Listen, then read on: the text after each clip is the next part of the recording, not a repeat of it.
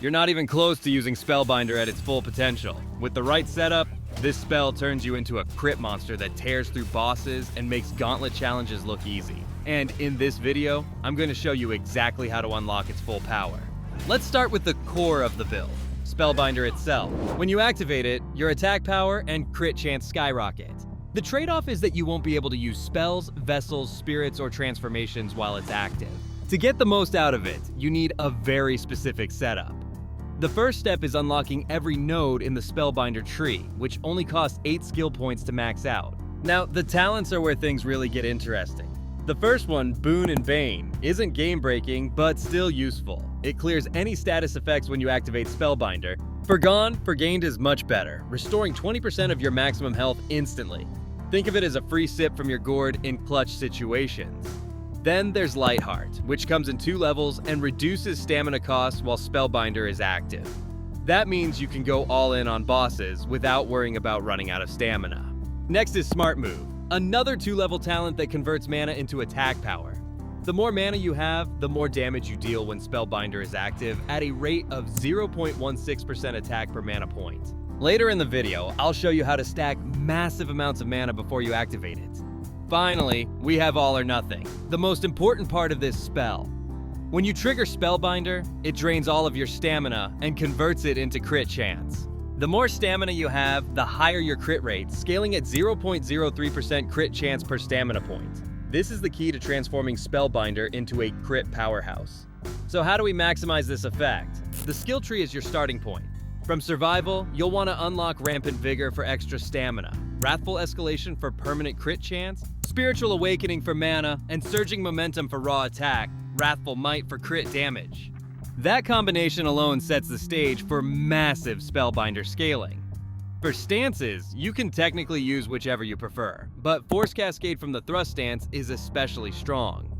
Every hit of Whirling Thrust stacks crit chance up to 15% for 9 seconds, giving you even more burst potential in those crucial windows. Relics add another layer of power. Keen Insight from Craving Eyes boosts crit damage by 15%.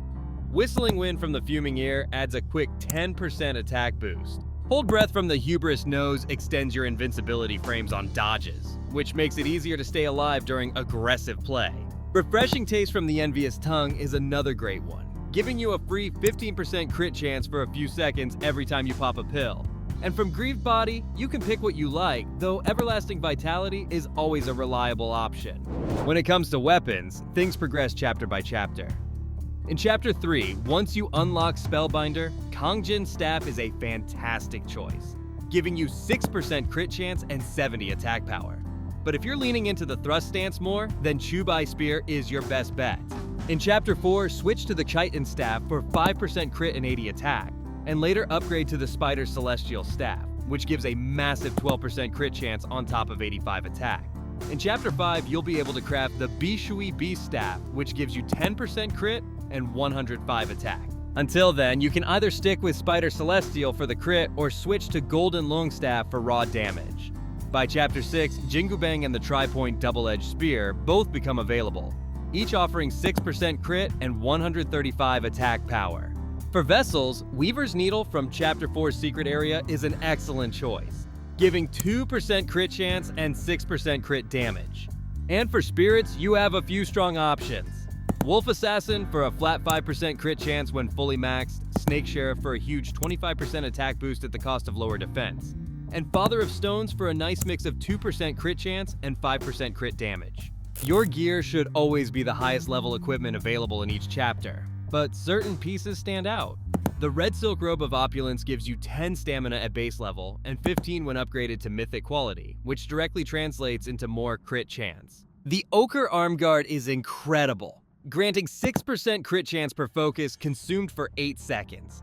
So if you perform a 4 focus point heavy attack, you will gain a whopping 24% crit chance. Later on, when you unlock the Monkey King set, you'll want to swap into it. The headpiece for 30 mana and the leg armor gives 30 stamina, both of which are perfect for Spellbinder scaling. Now, if you want to push damage even further and play a True Glass Cannon, there's another option. Equip the Yaksha headpiece and the Yin Yang Taoist robe.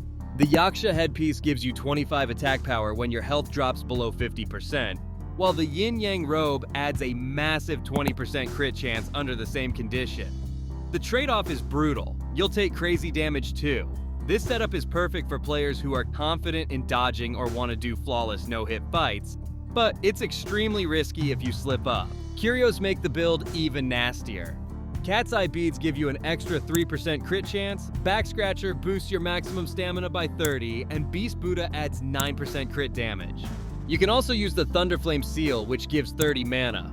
For gourds, only 2 matter here. Plaguebane Gourd, which adds 15 attack after every sip, and Immortal Blessing Gourd, which gives 20 attack for 20 seconds. Drinks and soaks add more bonuses on top. Loong Balm is the drink you want, granting 12 attack power for 6 seconds, and Tiger Relic Soak should always be equipped, since it adds 5% crit chance for 15 seconds. But until you get the Loong Balm drink, use whatever gives you more health or more soak slots. Finally, consumables. Before you activate Spellbinder, pop an Essence Decoction for 60 mana and a Tonifying Decoction for 60 stamina.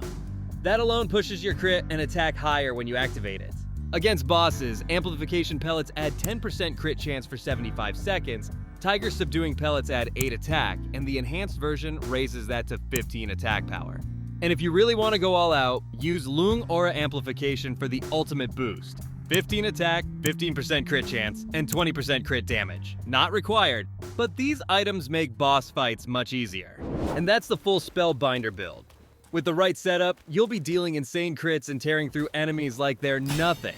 If you've got questions or suggestions, drop them in the comments. And if this guide helped you out, hit that like button and subscribe for more God tier builds.